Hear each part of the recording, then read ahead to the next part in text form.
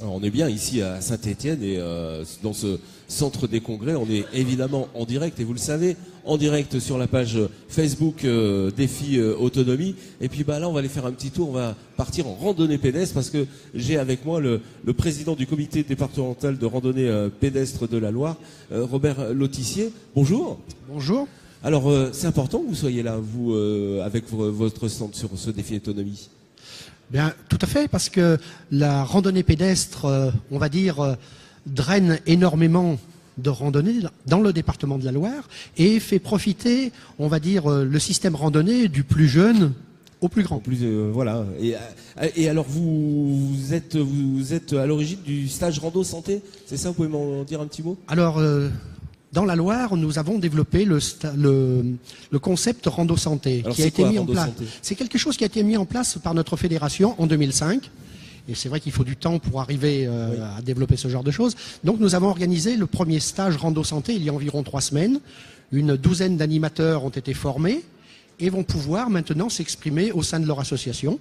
C'est-à-dire que label Rando Santé, ça veut dire qu'il y a un label qui sera décerné par la fédération, par notre fédération, et il faut avoir suivi, bien sûr, tous les cursus de formation pour arriver à avoir ce label. Parce que dans la formation, il faut avoir, disons donc, il faut avoir diplôme déjà de BAFA, je suppose non, pas obligatoirement, mais il faut déjà quand même suivre un cursus de formation, tout ce qui est lecture de cartes, orientation, savoir faire son circuit de manière à ce que le circuit respecte les critères label Rando Santé. Parlons de randonnée autour de Saint-Étienne. Vous avez combien de pistes? Qu'est-ce qu'on peut faire? Autour de Saint-Étienne, il y a énormément de randonnées. Déjà avec la ville de Saint-Étienne, nous avons développé un petit guide de randonnée. Nous sommes en train de faire un gros guide de randonnée maintenant avec la ville de Saint-Étienne, Saint-Étienne Métropole, où il y aura 32 circuits. Circuit labellisé, ça veut dire qu'il respecte des critères très précis concernant bien sûr la sécurité, le pourcentage de goudron minimum, donc quelque chose de très très intéressant pour les Stéphanois. Alors évidemment, autour de Saint-Étienne, il y a tellement de choses, mais à l'intérieur de la ville aussi, on peut faire un parcours, on peut rencontrer les monuments historiques par exemple. Vous avez une randonnée dans ce domaine? Dans Saint-Étienne, il y a un petit guide de randonnée qui a été édité, sur lequel on peut passer à travers, par exemple, le puits Couriot, ce genre de choses, et découvrir effectivement le patrimoine de Saint-Étienne. Mais ce petit document-là, il est épuisé. Par contre, on trouve sur le site de la ville de Saint-Étienne, on trouve toutes les randofiches à télécharger. Donc, le public stéphanois peut encore trouver de quoi randonner par rapport à ces randofiches. Vous avez des nouveautés? Vous allez ressortir encore des randonnées? Il y a encore de la place? On va dire qu'on essaye d'améliorer au fur et à mesure. On va refaire on va remettre au goût du jour le topo guide du Pilat à pied, qui est vraiment aux portes de Saint-Étienne, pour l'année qui vient.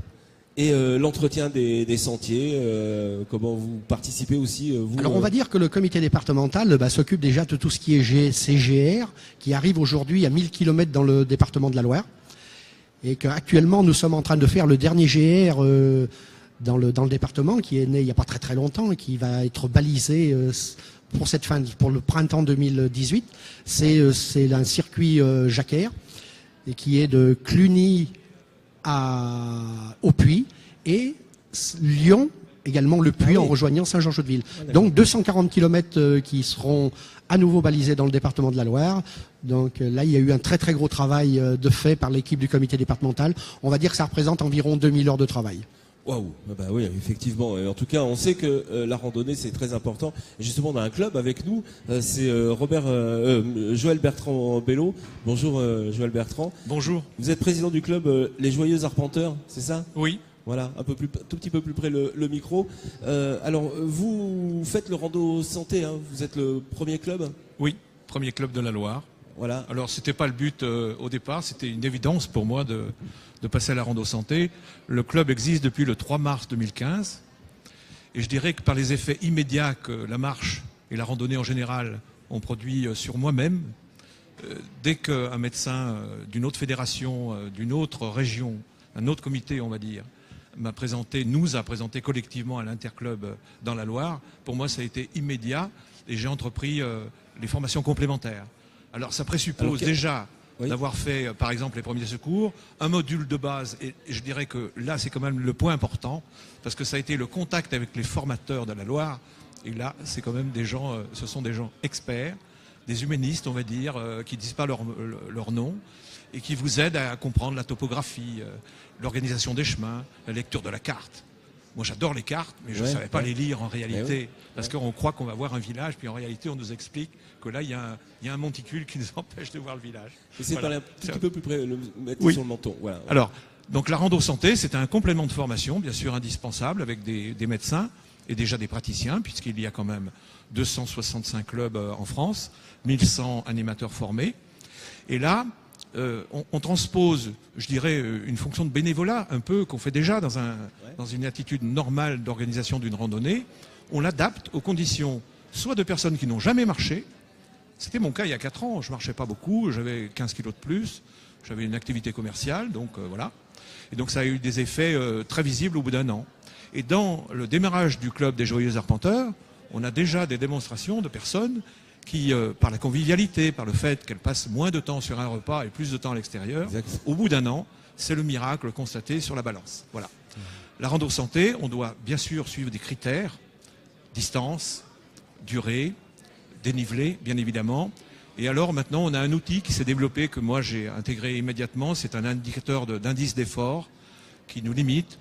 Robert me rappelait hier qu'il y a aussi également la pente par elle-même, 5%, parce que quand on prend un tracé, on va s'apercevoir sur un logiciel de cartographie que la pente va être un peu plus dure dans un sens que dans l'autre. Et oui. Pour ceux qui ont fait le one-tiers dans les deux sens, par exemple, dimanche dernier ou l'année d'avant, ils savent de quoi on parle.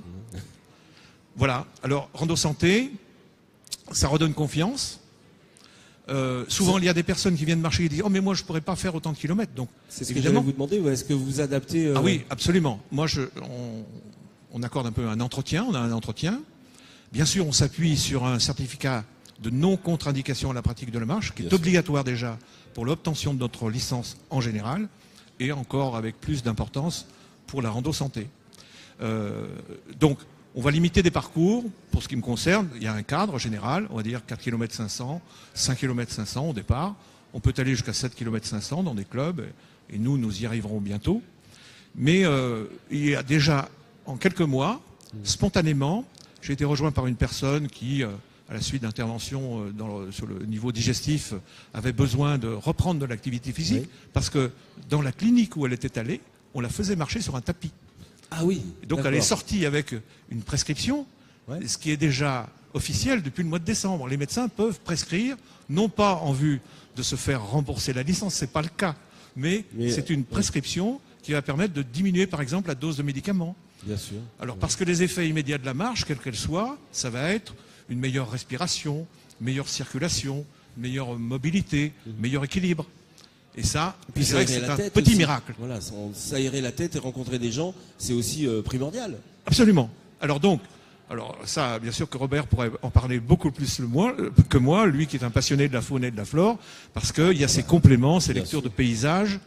Alors, il est vrai qu'à la Pacaudière, avec l'expérience qui était la mienne, j'ai souvent intégré dans les marches, quelles qu'elles soient, des découvertes, c'est-à-dire des rencontres dans des fermes, dans des entreprises, dans un site qui est moins connu. C'est bien. D'autres le font, hein, bien entendu, je ne suis pas le premier, mais j'ai enchaîné avec cette pratique. Je pense au Grand Mursin, où Claude Deveau, par exemple, nous a reçus, nous a présenté les arbres. Alors, pour certains, ça leur a permis de mieux connaître le parc de leur ville ou de leur territoire. Voilà, vous voyez donc comme il est important d'aller dans un club et de rencontrer tous leurs membres, et alors surtout la randonnée pédestre, franchement, allez-y, et puis venez découvrir, allez découvrir ce qu'il y a autour de vous, et puis la faune, la flore, enfin tout le bonheur qu'on a autour de nous. Donc venez rencontrer le président du comité départemental, voilà, ça y est, j'arrive, de Rando Loire. Et puis sur le stand, vous trouverez aussi Joël Bertrand-Belot qui vous expliquera tout ça, évidemment. Voilà, ici au Centre des Congrès pour ce 11e défi autonomie. Merci beaucoup d'être passés, messieurs.